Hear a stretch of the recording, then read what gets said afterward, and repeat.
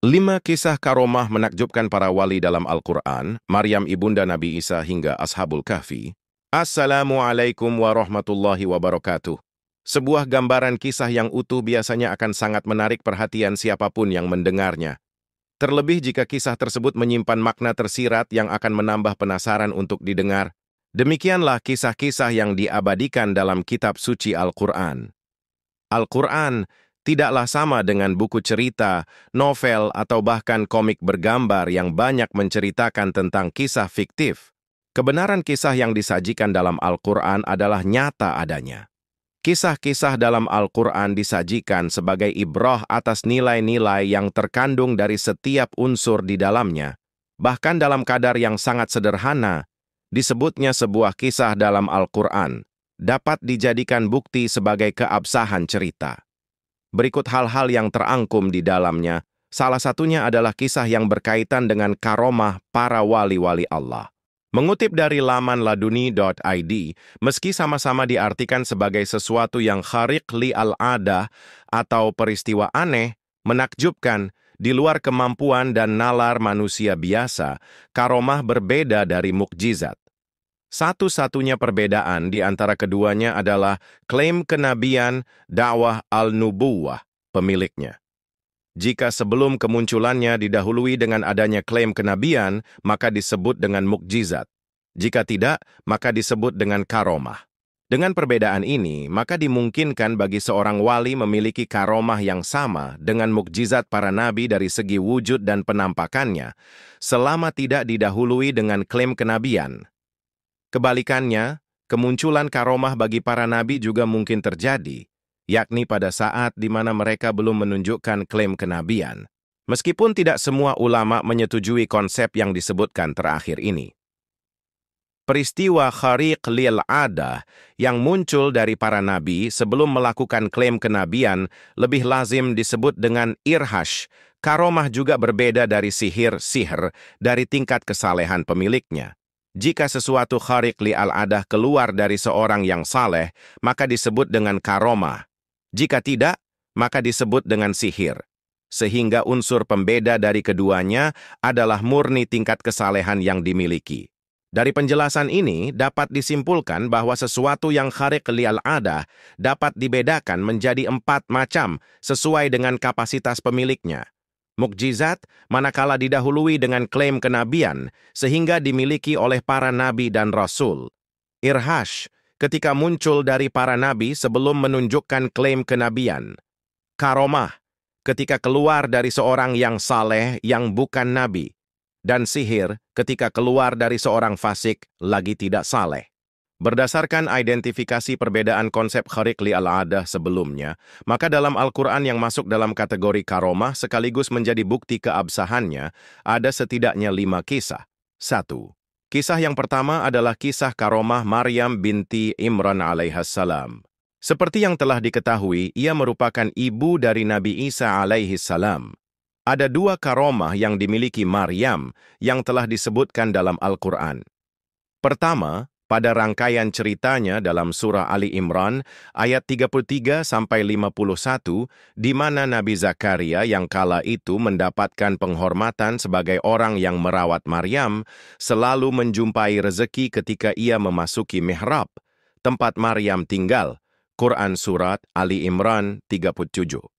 Selanjutnya adalah kehamilannya atas Nabi Isa alaihissalam yang tanpa melalui proses sebagaimana umumnya manusia biasa. Kemudian berlanjut sampai pada masa melahirkan, ketika Allah memberikan rezeki kepadanya berupa kurma dari sebatang pohon yang telah kering dan layu serta minum dari mata air yang keluar di sampingnya. Cerita karomah ini diabadikan dalam Quran Surat Maryam ayat 25. 2. Karomah berikutnya adalah kisah dari syahib Nabi Sulaiman alaihissalam bernama Ashif bin Barkhaya. Ia merupakan seorang alim yang memiliki ilm min al-kitab, pengetahuan dari kitab suci. Beberapa tafsir menyebutkan bahwa ia mengetahui al-ismul a'zam, nama agung, yang dengannya ia mampu memenuhi permintaan Nabi Sulaiman untuk mendatangkan singgasana Bilqis hanya dalam waktu sekejap. Dan karena seorang hamba yang saleh, ia tidak lantas menjadi sombong. Ia justru berkata, Ini termasuk karunia Tuhanku untuk mengujiku. Apakah aku bersyukur atau mengingkari nikmatnya? Quran Surat Al-Naml 40. Selama 3, selanjutnya kisah karomah dari ibu Nabi Musa alaihissalam yang muncul sejak Nabi Musa masih berada dalam kandungan hingga dikembalikan lagi ke dalam pangkuannya, karena ia begitu percaya akan janji yang telah diberikan Allah Subhanahu wa Ta'ala, sesungguhnya kami akan mengembalikannya kepadamu. Quran Surat Al-Qasas 7:4. Kemudian ada kisah Dzulqarnain, seorang raja yang adil dan saleh bernama Abdullah bin Adlahak, menurut pendapat yang sahih. Seorang raja yang diberikan keluasan kekuasaan sehingga mampu menyatukan berbagai wilayah di bawah kekuasaannya. Selain itu juga telah ditundukkan baginya awan-awan di langit dari timur hingga barat, utara hingga selatan, seperti yang telah Allah katakan. Dan kami telah memberikan jalan kepadanya untuk mencapai segala sesuatu. Quran Surat Al-Kahfi ayat 84. 5. Terakhir, kisah tentang Ashab Al-Kahfi. Ashab Al-Kahfi merupakan sekelompok pemuda putra pembesar dan raja-raja yang dibukakan hatinya oleh Allah untuk tidak mengikuti ajaran kaumnya menyembah berhala. Kisah karomahnya begitu masyhur, di mana mereka tertidur di dalam gua selama 309 tahun setelah melarikan diri dari kejaran Raja Zalim, dan mereka tinggal dalam gua selama 300 tahun dan ditambah 9 tahun. Quran Surat Al-Kahfi ayat 25. Kisah-kisah ini tidak hanya mengingatkan kita akan keajaiban yang bisa terjadi jika kita beriman dan bertakwa, tetapi juga menjadi pelajaran berharga bahwa Allah senantiasa menjaga hamba-hambanya yang berserah diri. Dalam perjalanan hidup ini, mungkin kita sering merasa ragu atau bahkan lemah menghadapi ujian.